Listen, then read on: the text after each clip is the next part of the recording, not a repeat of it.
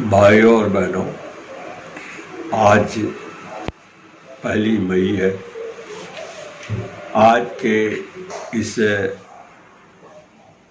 1 मई का working class के लिए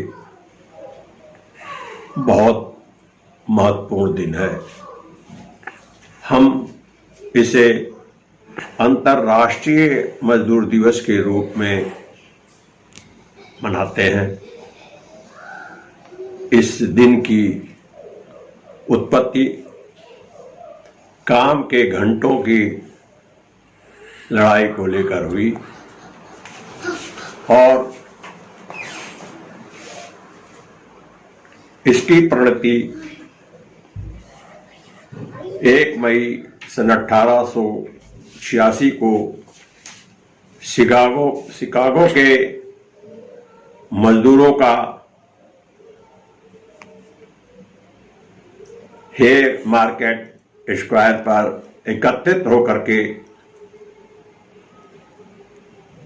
8 घंटे के काम के निर्धारण का संकल्प लेने के लिए की गए आंदोलन, जिसमें 6 लाख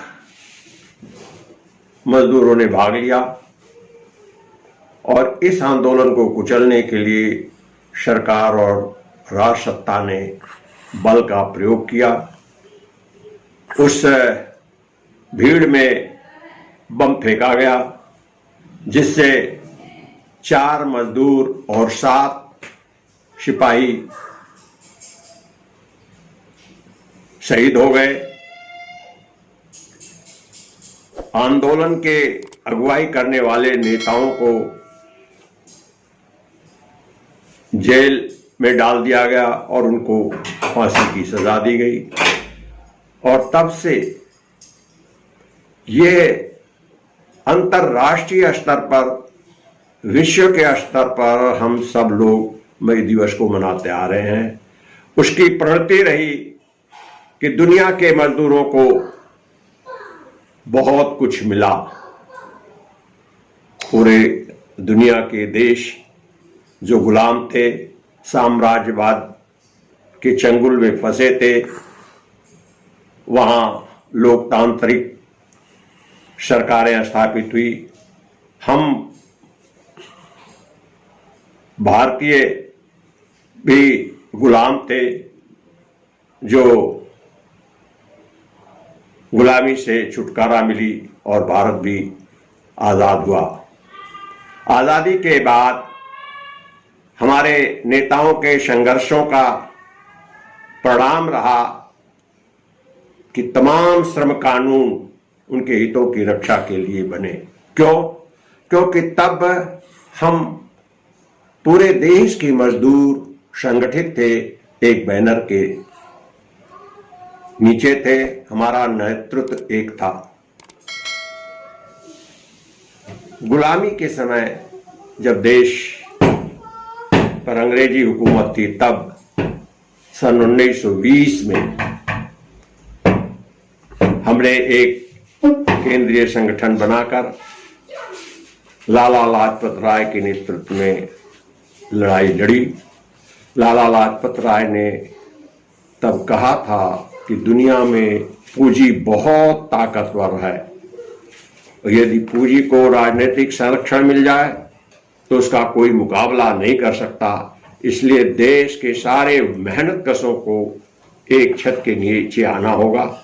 और उस आह्वान को सारे वर्किंग क्लास ने पालन किया और all India trade union Congress के बैनर के तले अपनी लड़ाई लड़ी। आज हमें श्रमिकों के हितों के रक्षा के लिए factory act, industrial dispute act, employment standing order act, ESI act, provident fund act जैसे तमाम वर्कमैन कंपनसेशन एक्ट अधिनियम मिले और तमाम सामाजिक सुरक्षा के लिए ग्रेजुटी एक्ट 1972 में मजदूरों को पूंजी में मुनाफे में हिस्सा मिले, इसके लिए सन 1965 में बोनस एक्ट भी अस्तित्व में आया। मीडिया के लोगों के वर्किंग कंडीशन को रेगुलराइज करने के लिए वर्किंग जर्नलिस्ट एक्ट 1955 में आया, जिसमें उनके वेज निर्धारण करना, वर्किंग कंडीशन सहित तमाम उनको प्रोटेक्शन दी गई। आज के समय में जो सबसे ज्यादा समस्या है ठेकेदारी प्रथा की, कॉन्ट्रैक्ट लेबर की, उसको रेगुलराइज करने के लिए, अबॉलिश करने के लिए कॉन्ट्रैक्ट एक्ट अबॉलिशन एक्ट 1970 में आया। और तब पार्लियामेंट में श्रम मंत्री ने इंट्रोड्यूस करते हुए कहा था कि यह सिस्टम ठेकेदारी प्रथा मेहनत कशों के लिए गाली है और इसलिए ये कानून लाया जा रहा है ताकि इस सिस्टम को समाप्त किया जाए और जहां संभव ना हो वहां रेगुलराइज किया जाए, उसकी वर्किंग कंडीशन बनाई जाए। मित्रों, हमने बहुत कुछ पाया है संघर्ष के दिन पर, मैं उसकी विस्तार से चर्चा नहीं करूंगा। आज इस मजदूर दिवस के शुभ अवसर पर मैं शिकागो के शहीदों को अपनी श्रद्धांजलि देता हूं, उन्हें याद करता हूं जिनकी कुर्बानियों से आज हम यहां पहुंचे हैं।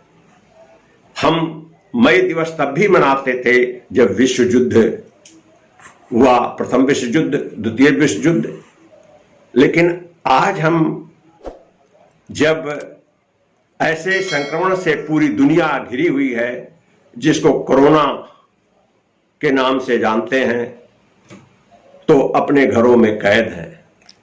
मैं स्वयं पिछले 5 हफ्ते से अपने घर में कैद हूं। हॉट स्पॉट एरिया डिक्लेयर है, सील्ड है। हम जबकि हर साल मई दिवस पर प्रेस क्लब में इकट्ठा होते थे, बड़ी बड़ी रैलियां निकालते थे, गोष्ठियां करते थे और हमने क्या किया, क्या पाया, क्या खोया, आगे हमारा क्या प्रोग्राम होगा, उसकी चर्चा करते थे। और आज हम सब एक दूसरे से नहीं मिल पा रहे। यह आज विश्वव्यापी संकट है, पूरा देश बंद है। क्या कभी हमने सोचा था कि भारत के रेल की पहिया बंद हो जाएगी, विकास की गति रुक गई है, उद्योग धंधे बंद हो गए हैं, मजदूर बेरोजगार हो गए, उनके पास काम नहीं है, उद्योग धंधों के सामने भी आर्थिक संकट आ गया है, मजदूर भूखों मर रहा है। जो मजदूर निर्माण के कार्य में लगे थे, जिन्हें बड़े बड़े बिल्डिंगें बनाई हैं, सड़कें बनाई हैं, पुलें बनाई हैं, आज वो भिखारी की तरह से रोटी के लिए लाइन में लगे हैं। ये हमारे लिए दुखद स्थिति है। भाइयों, हमने जब ये स्थिति देखी तो हृदय ये रो पड़ा। ये हृदय विदारक स्थिति रही है कि मेहनत कश आज रोटी के लिए लाइन में लगा है भिखारी की तरह से। हम बड़ी बड़ी लड़ाइयां लड़े हैं, हमने विश्व युद्ध लड़ा, द्वितीय विश्व युद्ध लड़ा, तमाम महामारी, तमाम सूखा, बाढ़ जैसे संकट को झेला है, परंतु इस विश्वव्यापी संकट को भी हम सबको मिल करके लड़ करके जीतना है।